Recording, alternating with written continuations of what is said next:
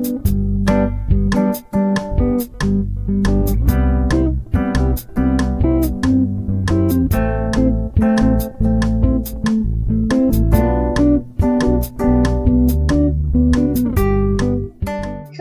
welcome back again. This is Ma'am Kat, your super ma'am. I will be discussing Math 5 Week 8, which is visualization of division of fractions. And we also have a subtopic, which is division of a whole number and a fraction.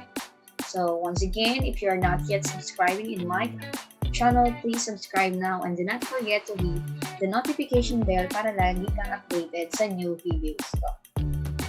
And let's proceed to our lesson. Fractions are well understood if it is represented by circle or rectangular shape. It is easier to visualize such as halves, thirds, and quarter, or those denominators that has more factors such as 8s and 12s. Using fraction strips, it will help you visualize fractions. After going through these lessons, you are expected to visualize division of fractions. Now, this is based on the pivot for a module. And now, let's study the example here. So, if you have your module, you can get your module and then sumabay kayo sa aking pag-discuss. Now, we have here 1/8 divided by 2. First here, we need to visualize 1/8. So, gawa tayo ng strips of rectangle, which has 8 parts. We have 1, 2, 3, 4, 5, 6, 7, 8. So, we have here 8 parts. Now, each part here represent 1/8.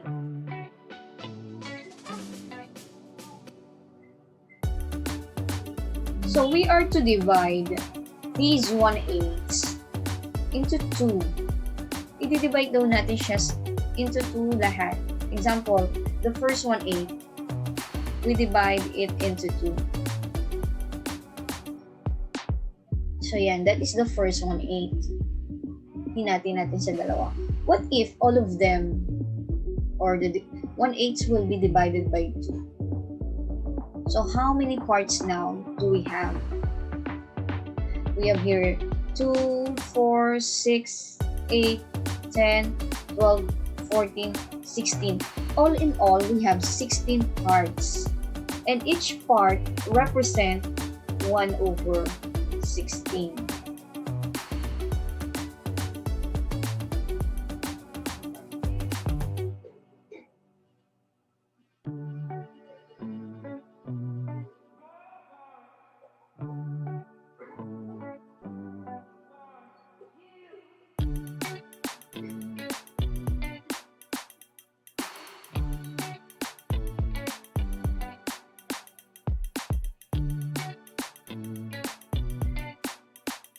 Therefore, if we have here, each of the part here is 1/16. Therefore, 1/8 divided by 2, the answer is 1/16. Now let's have another example. We have 1/2 divided by 5. So now let's have first 1 whole. And then let's divide 1 whole into 2 parts. And each part represents 1/2. Now we are going to divide it into 5 parts. Each of 1/2 will divide into 5 parts. We have here the first 1/2. And if we are going to divide it all, so now let's count how many parts do we have here now. We have here 1, 2, 3, 4, 5, 6, 7, 8, 9, 10. Therefore, each part of this figure represents 1/10. So each part of the figure represents 1/10.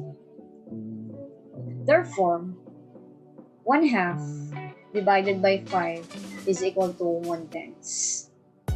So that is visualizing division of fraction. Now let's proceed to this. If you have your module, you can follow me in this discussion. Let us read and analyze the given problem.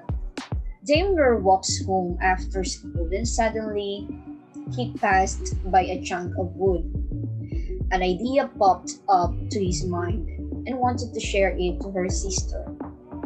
He brought it home and chopped the chunk of wood equally. Because sharing is defined as division of resources. Therefore, if you divide something, you're sharing. So that is the problem. Here, in learning task number 1, you are just going to answer the question here. Now, question number 1, have you experienced sharing? Your answer should come on your own experience. Naka-experience na ba kayo ng sharing?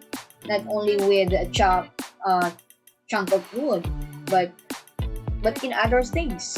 Nakapag-share na ba kayo? Example, in food, money. So, pwede nyo i-share. What did you share? And now, in question number 2, how did you feel when you share the things or those things? Example, when you share money with your sister or brothers, or when you share like Daimler, how did you feel? Maybe you will feel happy because you have shared something. And number 3, in the given word problem, what has been divided? Ano ba yung shinare ni Daimler? And number 5, what is asked in the problem? And number 6, write your answer using fractions trick. So here, you can draw or you can illustrate this problem using a strip of or using a rectangular shape figure, and then try to illustrate how did Daimler divide or share the chunk of wood with his sister, and what part did he get and what part did her sister get. And now, let's proceed to learning task number 2. Do what is necessary. So here, we have parang following direction. So it is more on following direction. Number 1, take 2 identical pieces of paper. Kuha kayo ng dalawang magkasing laki na papel. Take 2, or pwede if you want to ask your teacher, you can ask your teacher, ma'am, can we illustrate this instead of doing this, or are we going to illustrate this? Pwede nyo itanong kung i-drawing nyo ba or gagawin nyo lang siya sa bahay. And then, take 2 identical pieces of paper and fold one piece into 2 equal parts. Each part of the paper is 1/2. Number 2, divide one of the 2 parts into 3 equal parts. Color one small part in red, and the red part is 1/2 divided by 3, or 1/3 of 1/2. And number 3, take the second piece of paper, fold it into 3 equal parts. Each part is 1/3. Then number 4, then fold one of the 3 parts into 2 equal parts. Color one small part in green. Then the part is 1/3 divided by 2, or 1/2 of 1/3. Dito, parang follow in direction lang yung gagawin niyo.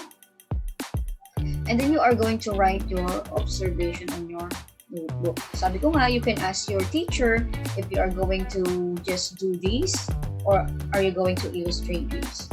Now, let's illustrate the first instruction here. One is take 2 identical pieces of paper. Then, one paper should be folded into half. Hinati sa kalahati. And then, each part each part of the folded paper represents 1/2. So, tanggalin natin yung kalahati. Sabi, each part represent 1/2. And the other part also represent 1/2. So, what have you observed? So, isusulat niyo lang yung observation niyo sa inyong notebook. I observed that a whole is composed of 2/1/2. Or when we divide a whole into 2, that is equal to 1/2. Let's proceed to part 2, which is dividing whole number by fraction and vice versa.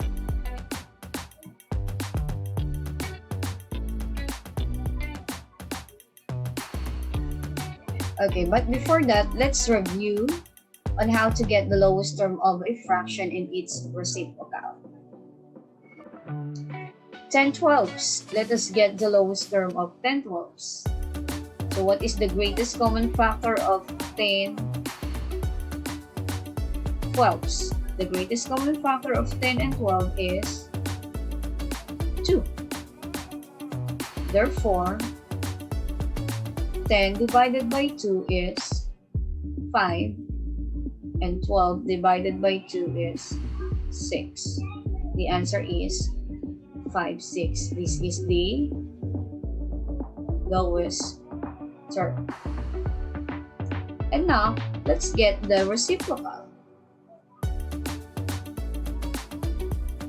The reciprocal of 5, 6 is 6/5 or 6/5. Now, let's proceed to the next example. We have 7/28. So here, the GCF of 7 and 28 is 7. So we're going to divide both by 7. So we have 7 divided by 7 is 1, and 28 divided by 7 is 4. Therefore, the lowest term is 1/4. Now, let's get the reciprocal. The reciprocal of this is, babalikan mo lang, we have 4/1 or 4. And now, let's proceed to the next example. We have 9/36. So 9 and 36 has a GCF of 9. So kalimitan, minsan na, ang nagiging GCF nila, una tingnan nyo muna yung numerator. Kalimitan kasi kung ano yung numerator. But not all. Hindi ko sinabing lahat. So mostly lang na na-encounter ko. But not all. Sinabi ko lang. Okay, anyway. 9 divided by 9, parehas ang ipang divide, which is the GCF. So we have 9 divided by 9 is 1, and 36 divided by 9 is 4. The lowest term is 4. 1/4, sorry, the lowest term is 1/4. And the reciprocal, babalik na rin lang, we have 4 ones or 4. Alright, now let's get to the next example. Okay, get the reciprocal. So ito, hindi na natin ilo-lowest term. Kukunin lang natin ang reciprocal. We have 2 and 1/3. What is the reciprocal?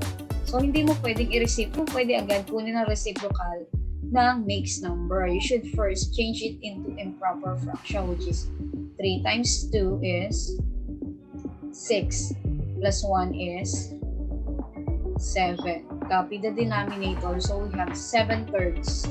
And then the reciprocal is 3/7.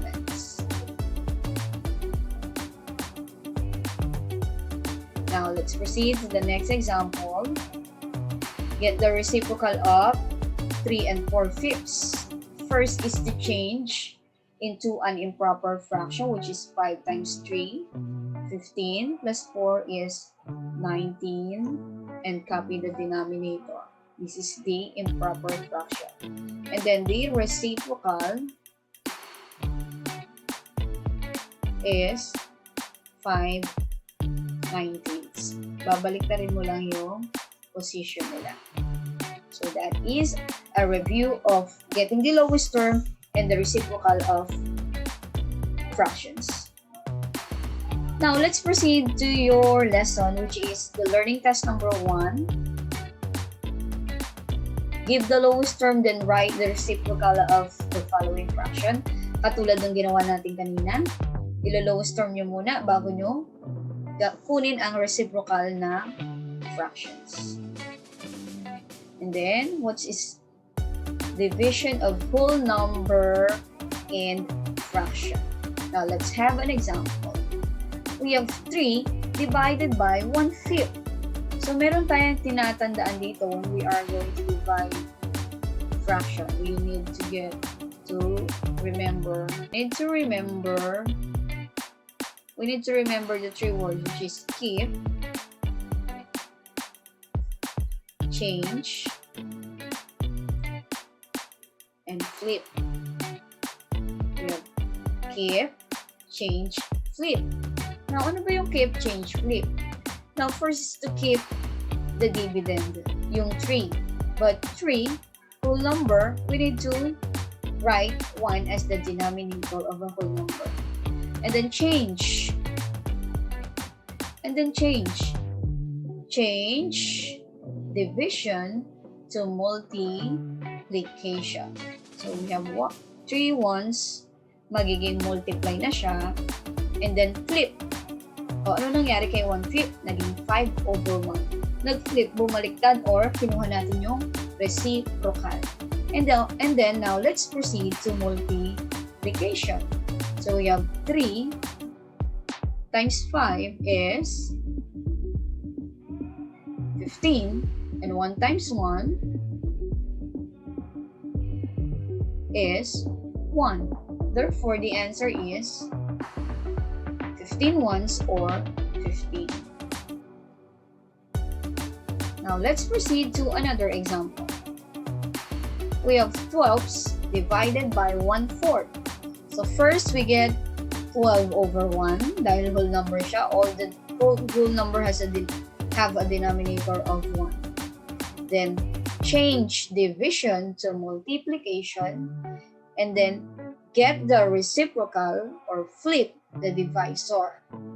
So we have 4 times 12 is 48, and 1 times 1 is 1. So we have 48 ones, or 48. Let's proceed to learning task number 2. Find the quotient, then reduce your answer to lowest term. So here, katulad ng ginawa natin, you need to write first the whole number into a fraction which has a denominator of 1. And then change division to multiplication, and then reciprocal or flip the divisor to get the answer. So, sundin nyo lang yung example ko kanina. So, we have here learning task number 3. Magbigay lang ako ng example. Perform the indicated operation, compare the quotient of each expression. So, bigay muna tayo ng example. Dahil magbigay tayo ng 1/2 divided by 1/3. At itong isa dito ay 4/5 divided by 1/8. So, ayan, i-solve natin. Then, ko-compare natin yung sagot nila. So, first, let's have 1/2 divided by 1/3. So, we have to keep, and then, gawin muna natin. So, let's solve first this one. We have 1/2 divided by 1/3. So, we have 1/2, keep, change, flip. So, we have here 3 halves, or 3 divided by 2 is 1. Okay, remainder 1. So we have 1 and 1 half. Paano na ko yung 1 and 1 half? 3 divided by 2 is 1. Ito yun. 1 times 2 is 2. Subtract 3 minus 2 is 1. So itong 1 ay ito po yun. So we have copy the denominator 1 and 1 half. Now we have here, lagay natin dito yung quotient which is 1 and, or pwede namang ilagay yung quotient na 3 halves. Pwede naman yun. Kasi naka-lowest term din siya. Para madali natin i-compare. Then we have here 4 fifths divided by 1/8. So we have 4 fifths. Keep. Then change and flip. So we have 4 times 8 is 32. 5 times 1 is 5. Lagyan natin. Or 6 and 2 fifths. So ito ay 1 and 1 half. Ito ay 6 and 2 fifths. So here, now i-compare natin. So gagamit tayo ng greater than, less than, or equal. So dito pa lang, sa comparison natin, makikita na natin yung whole number. Mas maliit itong unang given. So ilalagay natin dyan is 1 and 1 half is less than 6 and 2 fifths. Kung meron siyang whole number. Madali kasing ma-identify kapag may whole number. Pero paano kung ang nakuha mong quotient ay walang whole number? Halimbawa, 8/9. Tapos itong isa ay nakuha mong quotient ay 3 fifths. Paano mo malalaman ang mas mataas sa kanila? So, madali lang po yun. Mag-i-erase lang ako. Para malaman mo kung alin ang mas mataas na fraction sa dalawang fractions, we are just going to get the cross product. Kung ito ang nakuha mong sagot, itong dalawang ito, walang whole number. Kasi pag may whole number, madaling ma-identify. Or, ito ang nakuha mo, 8/9 at 3 fifths. I-cross multiply mo lang. 5 times 8 is 40. And 9 times 3 is 27. So, mas malaki to, ibig sabihin, greater than yan. Paano naman kung ang nakuha mo ay 2/3 and 9/10? Alin ang mas malaki dyan? This is 20. This is 27. So, ito ang mas malaki. So, ilalagay mo dyan, less than. So, ano lang gagawin natin? Now, let's proceed to your learning task.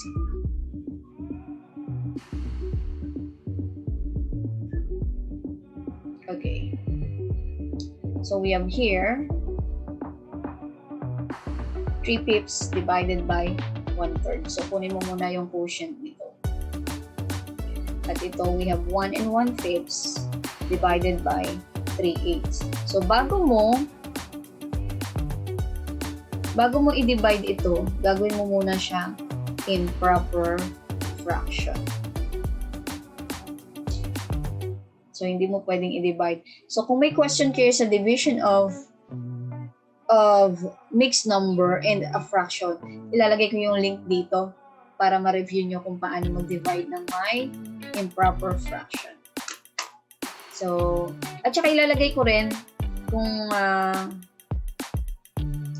yung link dito kung paano malalaman kung equal yung dalawang fraction. So, I think that's it for today. And good luck and thank you.